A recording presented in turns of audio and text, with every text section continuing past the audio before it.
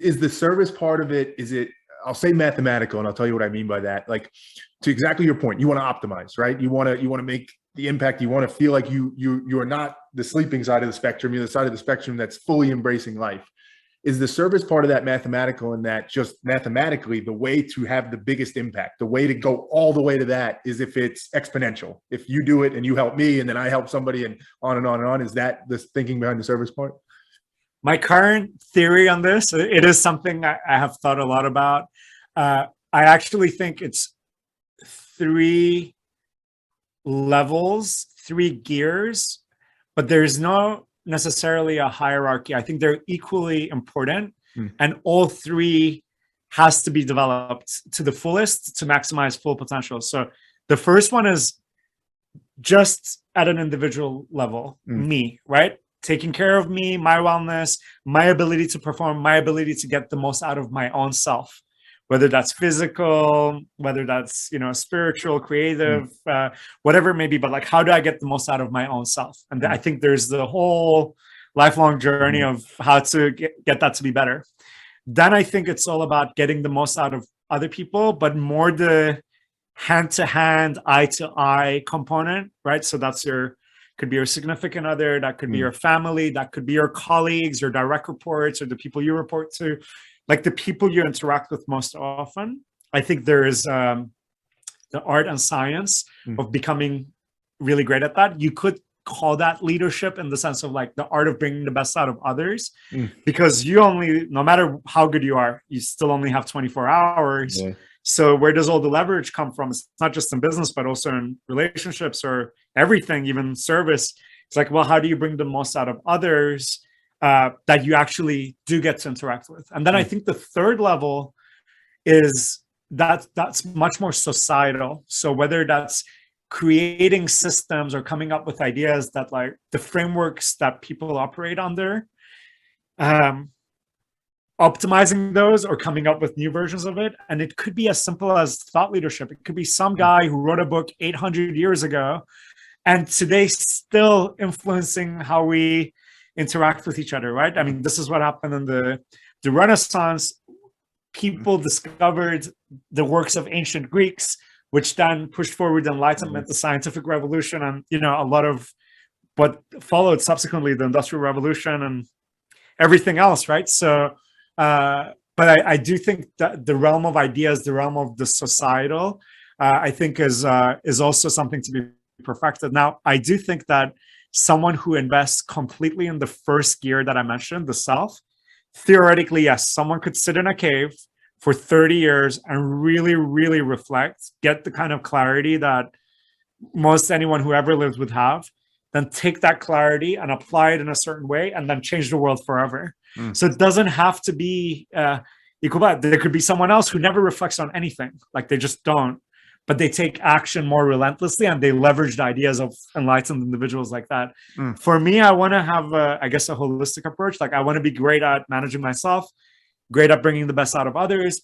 And I also still want to play in that third, more amorphous, harder to describe level, which is like having that societal global impact that's maybe independent of space and time. It's like, well, if you figure out a way in which people can organize that transcends because of how human beings are, so whoever first invented democracy or the idea of a Senate and a Congress, someone made that up at some point, right? And it's like we're living the consequences of that, good and bad, all these thousands of years later. So I think it really is those 3 levels. And I think that's the 3 levels of also human existence. There's the individual, there's the group, then there's humanity, right? Like this other, the 50 trillion cells inside of us, but then imagine the 50 trillion humans.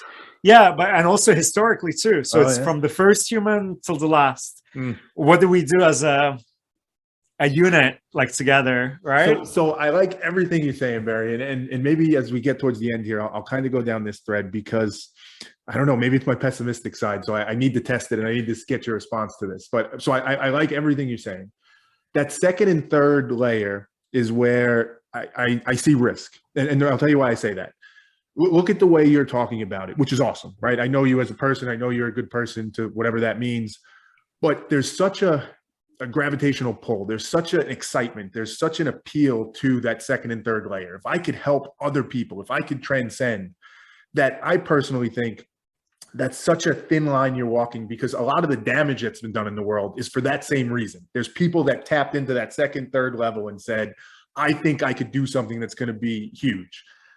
How do you think about that? And how does it work when, I'm sure you've run into this, inevitably, it may run into conflict. There may be people at that second level or that third level that say like, no, I don't think what you think is going to elevate me is actually what's right for me, but you think you see it better. Like, how does that whole dynamic come into play when you think about it? Well, I do believe the beauty of being human is that, yeah, we're totally free to screw up and get it wrong, and in the name of something good, cause a lot of damage. That's what I believe makes it all worthwhile, because if that wasn't the case, then we would just be robots, right? I mean, we would just do the good things because that's what we did, and it would be there. So I think no matter how advanced you get on any of those three levels, and actually the more advanced you get, like you go from playing with sticks and stones to nuclear weapons, like when if you're leading a country versus a company versus a family, there is this exponentially larger impact to your decisions. So I think vigilance is critical. I think ethics is critical. And I do actually believe, good and evil maybe is one way to put it, but another way is like, how close are you walking on the right path and how much are you veering off the right path? And I think every day it's a challenge, like, what's the real right path to walk on, and what's kind of like, I'm trying to take these shortcuts, but actually that might do more harm than it doesn't. So I think it is critical. How do you know, if I not sorry, but how do you know when you're veering off the path for you personally? Like, are there warning signs? Is there a feeling? Is there somebody that gives you a heads up that's like, hey, Beri, I think you're starting to stray here? Like, because I think conceptually what you're saying makes perfect sense, but how you actually do it, I think, is where most people fall down, right? Yeah, I would say a couple of things. One, obviously, self-awareness, being self-critical and really reflective is important. And I believe the best way. So all of us, no matter how smart, how wise, like inside our heads, we're subjective because we're human. We have all the emotions. We have everything that's going on. By definition, we have to. Yeah, by definition. So the only thing that can get us out of that subjectivity and to an objective worldview, which is like, okay, what's the reality? Not just how you feel, but like what's actually going on. The only way we can get out of it is other people, right? And these other people could be confidants, they could be family members, they could be friends, but they could also be historical figures, or they could be in a book, like something happens and it makes you reflect on, okay, if that's a standard, and am I living up to it or not? So anything that gets me out of that subjective mindset and helps me calibrate. So for me, it always is about like learning and connection. So learning about, okay, how does the world really work? How do human beings really work? How do I work? Constantly learning about that. But learning a lot in your own head only goes so far. So the second part, which is critical, is connecting with others. I have always thought of this visual since I was young, where it's almost like every human being is like a mirror.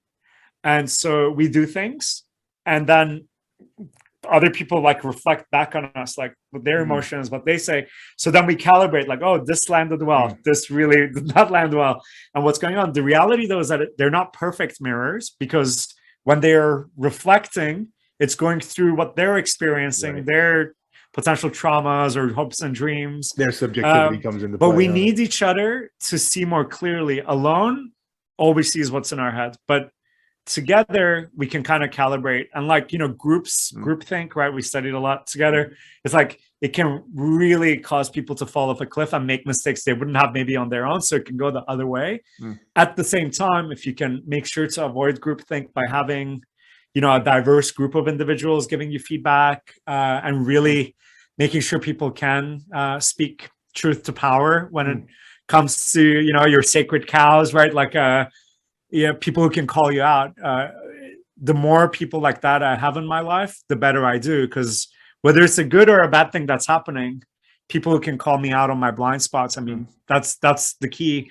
But the stats show that the average American has less than one person on average that they would call a confidant, that they could share anything with. And I do believe that's a really critically dangerous thing. I do believe back in the day, if you lived in a small village where everybody knew each other, it could be stifling because everyone knows each other's business, constant gossip, constant expectations. But guess what? Then everybody knows what's going on and they can call each other out on their bullshit, right? But in a big city, you can actually kind of totally enwrap yourself in your bullshit and be anonymous and do your thing. And as long as you're making enough money to cover your costs, whatever, you can be very independent, but that independence can come with certain costs. I love independence, but I think it's critical for us to get that like feedback and the elbows a little bit from the universe to like call us out on if we're straying from the path. So I think those who do go astray, even with the best of intentions, probably the missing piece is someone with the gravitas to just kind of give them a bit of a slap to just wake them up to what they're actually doing and how they're knowing what their values are, how far they've maybe gone from them.